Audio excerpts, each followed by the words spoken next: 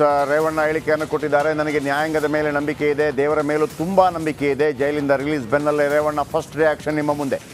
ದೇವರ ಪೂಜೆ ಬಳಿಕ ದೇವೇಗೌಡರ ನಿವಾಸದತ್ತ ರೇವಣ್ಣ ತೆರಳಿದ್ರು ಮತ್ತು ದೇವೇಗೌಡರ ನಿವಾಸದತ್ತ ಹೊರಟಿದ್ದಾರೆ. ಈಗ ದೇವೇಗೌಡರ ನಿವಾಸಕ್ಕೆ ಹೋಗಿದ್ರು, ವಾಪಸ್ ಬಂದರು, ಪೂಜೆ ಸಲ್ಲಿಸಿದ್ರು. ಇದೀಗ ವಾಪಸ್ ದೇವೇಗೌಡರ ನಿವಾಸಕ್ಕೆ ತೆರಳಿದ್ದಾರೆ.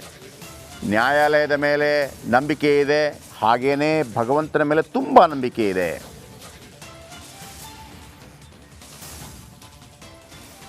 ಏನು ಹೇಳಕ್ಕೆ ಹೋಗಲ್ಲ. ದೇವರಿಗೆ ಮೇಲೆ ನನಗೆ ನಂಬಿಕೆ ಇದೆ. ಈ ಆಪಾದನೆಯಿಂದ ನಾನು ಹೊರಬರ್ತೀನಿ. ದೇವ್ರ ಮೇಲೆ ನಂಬಿಕೆ ಇದೆ. ನನಗೆ ಏನಿಲ್ಲ, ನಾನು ಯಾವುದೇ ಇದಿಲ್ಲ. ನನಗೆ ನ್ಯಾಯಾಂಗದ ಬಗ್ಗೆ ಗೌರವ ಇದೆ. ನ್ಯಾಯಾಂಗದ ಆದೇಶಗಳನ್ನ ಪಾಲಿಸ್ತೀನಿ ಅಷ್ಟೇ. ನಾನು ಯಾವುದೇ ಬೇರೆ ರಿಯಾಕ್ಟ್ ಮಾಡಲ್ಲ. ನಾನು ಹೆಚ್ಚಿಗೆ ಏನು ಹೇಳಕ್ಕೆ ಹೋಗಲ್ಲ. ದೇವರಿಗೆ ಮೇಲೆ ನನಗೆ ನಂಬಿಕೆ ಇದೆ. ಈ ಆಪಾದನೆಯಿಂದ ನಾನು ಹೊರಬರ್ತೀನಿ. ದೇವ್ರ ಮೇಲೆ ನಂಬಿಕೆ ಇದೆ. ನನಗೆ ಏನಿಲ್ಲ, ನಾನು ಯಾವುದೇ ಇದಿಲ್ಲ. ನನಗೆ ನ್ಯಾಯಾಂಗದ ಬಗ್ಗೆ ಗೌರವ ಇದೆ. ನ್ಯಾಯಾಂಗದ ಆದೇಶಗಳನ್ನ ಪಾಲಿಸ್ತೀನಿ ಅಷ್ಟೇ. ನಾನು ಯಾವುದೇ ಬೇರೆ ಪರವಾಗಿಲ್ಲ, ಸ್ಟ್ರಾಂಗ್ ಇದ್ದಾರೆ. ಅವರ ಹೇಳಿಕೆಯನ್ನು ನೋಡುವಾಗ ಗೊತ್ತಾಗುತ್ತೆ. ಮಾಜಿ ಸಚಿವ H D Revanna temple run, ಜೈಲಿನಿಂದ ಬಿಡುಗಡೆ ಆಗ್ತಾ ಇದ್ದ ಹಾಗೆ ದೇವರ ದರ್ಶನ. JP ನಗರದ ದೇವಸ್ಥಾನದಲ್ಲಿ ರೇವಣ್ಣ ಪೂಜೆ, ಲಕ್ಷ್ಮೀ ವೆಂಕಟೇಶ್ವರ ಸ್ವಾಮಿ ದೇಗುಲದಲ್ಲಿ ಪೂಜೆ, ಬಳಿಕ ಕಾರಂಜಿ ಆಂಜನೇಯ ದೇಗುಲದಲ್ಲಿ ಪೂಜೆ, ಬಸವನಗುಡಿಯಲ್ಲಿರುವ ಆಂಜನೇಯ ದೇಗುಲ ಪೂಜೆ ಪುನಸ್ಕಾರದಲ್ಲಿ ನಿರತರಾಗಿದ್ದಾರೆ ರೇವಣ್ಣ. ನಾಳೆ ಶೃಂಗೇರಿಗೆ ಹೋಗ್ತಾರೆ. ಶೃಂಗೇರಿಗೆ ಈ ಹಿಂದೆ ಕೂಡ ಸತತವಾಗಿ ಹೋಗ್ತಾ ಇದ್ರು. ಶೃಂಗೇರಿಯಲ್ಲಿ ಅವರೆಲ್ಲ ಹೇಳೋರು, ರೇವಣ್ಣ ಪ್ರತಿ ಸಲ ಬರ್ತಾರೆ ಶೃಂಗೇರಿಗೆ ಅಂತೇಳಿ. ಯಾಕಂದರೆ ಶೃಂಗೇರಿ ಅವರ ಮೂಲ.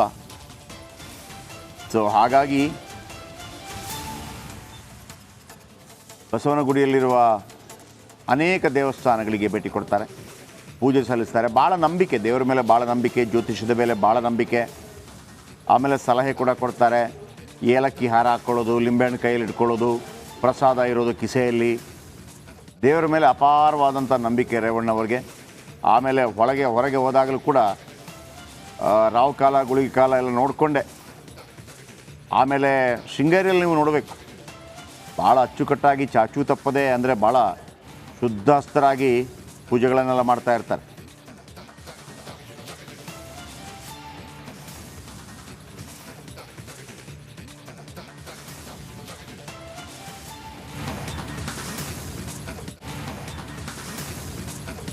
ಓಕೆ, ಇದೀಗ ಹಾಸನದಿಂದ ಖುಷ್ವಂತ್ ಮತ್ತು ದೇವೇಗೌಡರ ಮನೆ ಮುಂಭಾಗದಿಂದ ರಂಜಿತ್ ಇದ್ದಾರೆ. ನಾನು ಫಸ್ಟ್ ರಂಜಿತ್, ನನಗೆ ಸ್ವಲ್ಪ ದೇವೇಗೌಡರ ಮನೆ ಮುಂಭಾಗದಲ್ಲಿ ಹೇಗಿದೆ ಅಂತ ತೋರಿಸ್ಬೋದಾ? ಅಂದರೆ ಅವರ ಅಭಿಮಾನಿಗಳು ಮತ್ತೊಂದು ಕಾರು ಗೀರು ಯಾವ ರೀತಿ ಬಂದು ನಿಂತಿದೆ ನಮಗೆ. ನಿಮ್ಗೇನು ಅಲ್ಲಿ ಮುಂದೆ ಕಾಣ್ತಾ ಇದೆ ನಮಗೂ ತೋರಿಸಿ. ಯಾರು ಕ್ಯಾಮ್ರಾಮನ್ ಪ್ಲೀಸ್, ಆ್ಯಂಡ್ ಅಪ್ಡೇಟ್.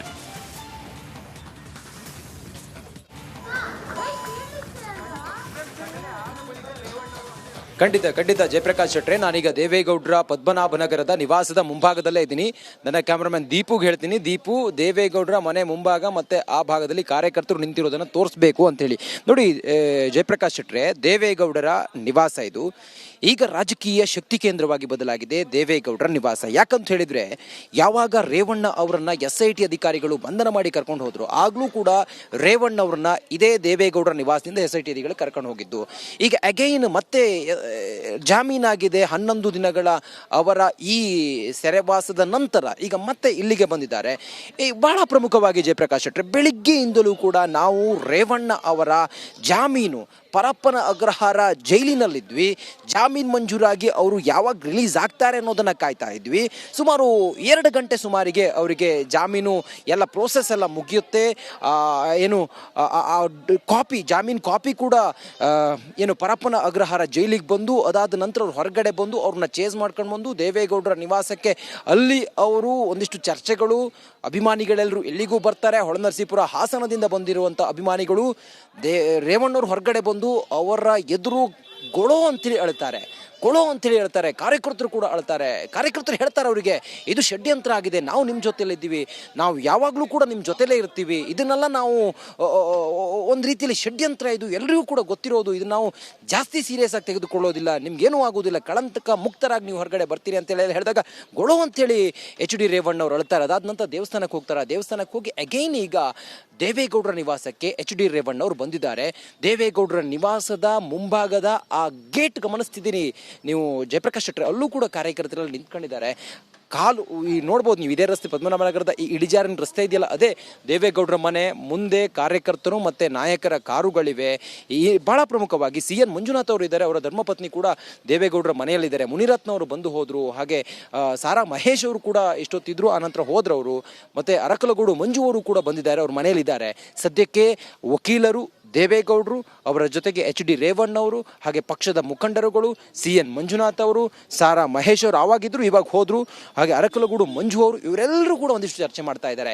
ಈಗ ರಾಜಕೀಯವಾಗಿಯೂ ಕೂಡ ಒಂದು ಷಡ್ಯಂತ್ರ ಆಗಿದೆ, ಅಥವಾ ರಾಜಕೀಯವಾಗಿ ಇದನ್ನು ಹೇಗೆ ಎದುರಿಸಬೇಕು, ಅಥವಾ ಕಾನೂನಾತ್ಮಕವಾಗಿ ಹೇಗೆ ಎದುರಿಸಬೇಕು ಅನ್ನೋದ್ರ ಕುರಿತಾಗಿ ಈಗ ಚರ್ಚೆಗಳು ನಡೀತಾ ಇದೆ.